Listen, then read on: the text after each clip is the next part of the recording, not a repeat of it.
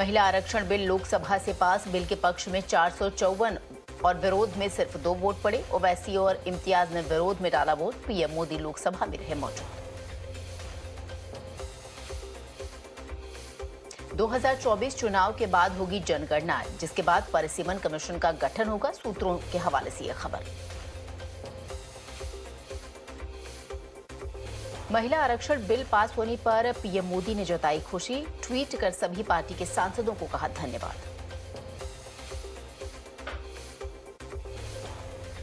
Bill pass होने पर केंद्रीय गृह मंत्री अमित शाह ने पीएम मोदी को कहा धन्यवाद। इस बिल ने देश में राजनीतिक विमर्श को बदल दिया। स्मृति ईरानी ने कहा, नव भारत के निर्माण के लिए ये बिल बहुत जरूरी था। पीएम ने 24 घंटे में अपने संकल्प को सिद्धि तक पहुंचाया।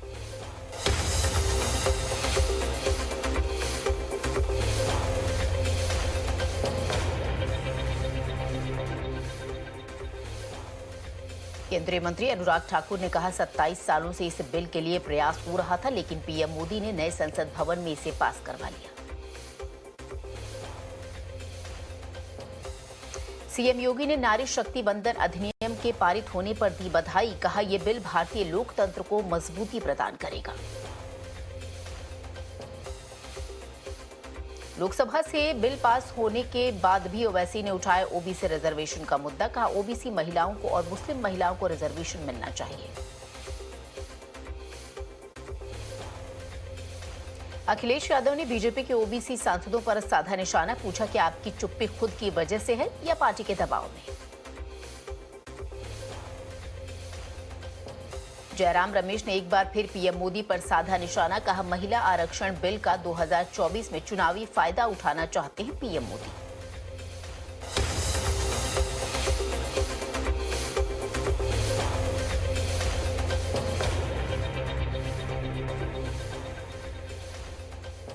स्वामी प्रसाद मौर्य का विवादित बयान। कहा, भारत कभी हिंदू राष्ट्र नहीं था और न कभी हो सकता है। हिंदू राष्ट्र की बात करने वाले संविधान विरोधी हैं।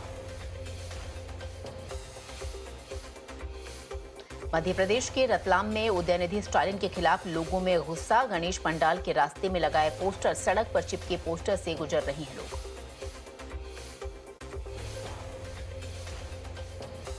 सनातन पर उदयनिधि स्टालिन का एक बार फिर विवादित बयान। कहा, सनातन को मिटाने के लिए ही हुआ है डीएमके का गठन। सनातन पर टिप्पणी को लेकर उदयनिधि स्टालिन के खिलाफ एक और मामला दर्ज हुआ। अपमानजनक टिप्पणी करने से रोकने का निर्देश देने की मांग। हेमंता बिस्वा शर्मा का बयान। कहा, सनातन के खिलाफ इंडी गठबंधन के बोलने पर कांग्रेस चुप। देश में सनातन विरोधी माहौल बनाने की हो रही है कोशिश।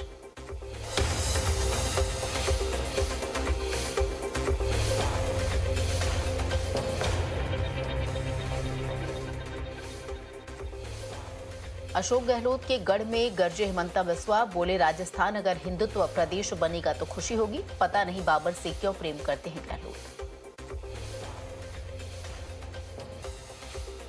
यूसीसी पर सीएम धामी का बयान। कहा, उत्तराखंड में यूसीसी लागू करने की दिशा में आगे बढ़ रहा है।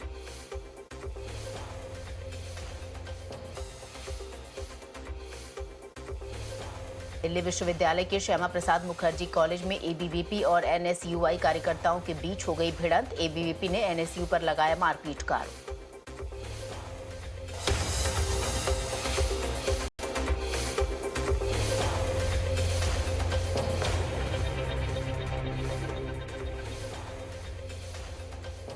चौबीस सितंबर को 9 वंदे भारत ट्रेन की देश को मिलेगी सौगात। राजस्थान से वर्चुअली कार्यक्रम के जरिए पीएम मोदी दिखाएंगे हरी झंडी।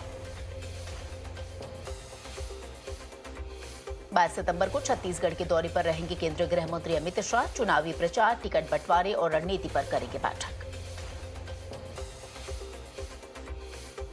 21 सितंबर को छत्तीसगढ़ बीजेपी और आरएसएस की समन्वय बैठक। चुनाव को लेकर रणनीति पर होगा मंथन। प्रभारी ओम माथुर, पूर्व सीएम रमन सिंह रहेंगे मौजूद।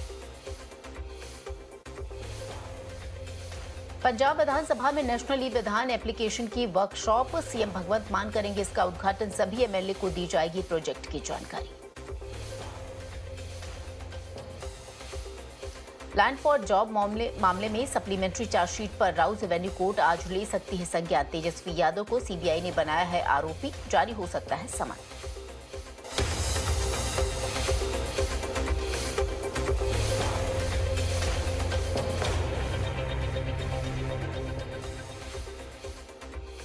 कावेरी जल विवाद पर सुप्रीम कोर्ट में सुनवाई आज। 2 सितंबर को कर्नाटक ने दायर की थी समीक्षा याचिका। तमिलनाडु को 3000 क्यूसेक पानी देने की थी मांग।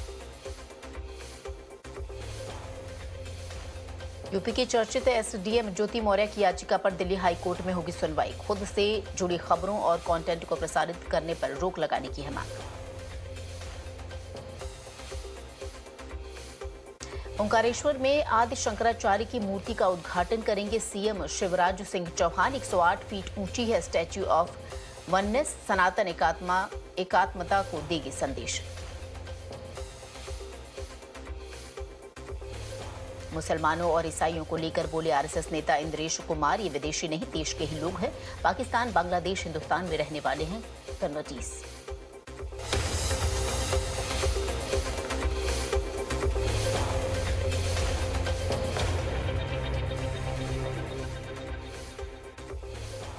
अटलांटा में गैस रिसाव के चलते ट्रैक्टर में लगी भीषण आग। गैस पाइपलाइन की मरम्मत के दौरान हुआ हादसा। फायर ब्रिगेड ने आग पर पाया काबू। फिलिस्तीन के जेनिन रिफ्यूजी कैंप में इजरायली सैनिकों की रेड, छापेमारी के दौरान करीब 4 फिलिस्तीनियों को मार गिराया, आतंकी होने का दावा। इजरायली सेना की गोली का शिकार बने शख्स के जनाजे में उमड़े लोग।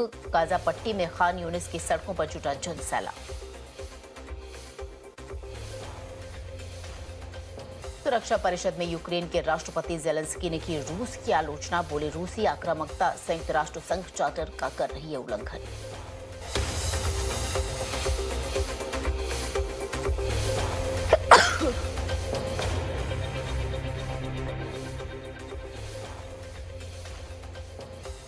पूर्वी चीन में चंद घंटों के दौरान उठे 2 विनाशकारी बवंडर। तूफान के चलते 10 लोगों की गई जान, 4 हुए घायल। चीन के जियांगसू प्रांत में आए बवंडर में करीब 137 घरों को पहुंचा भारी नुकसान। कई फार्म हाउस तबाह। यानचिंग शहर में आए बवंडर के चलते कई पेड़ गिरे। लीबिया के डर्ना शहर में बाढ़ के बाद राहत का काम लगातार जारी। इटली का आपदा राहत दस्ता कर रहा है तबाह इलाकों में बचाव का काम। लीबिया के डर्ना शहर में 10 दिन बाद भी लोगों की तलाश में जुटी हैं टीमें। समंदर के किनारे फैले मलबे में लोगों की तलाश जारी।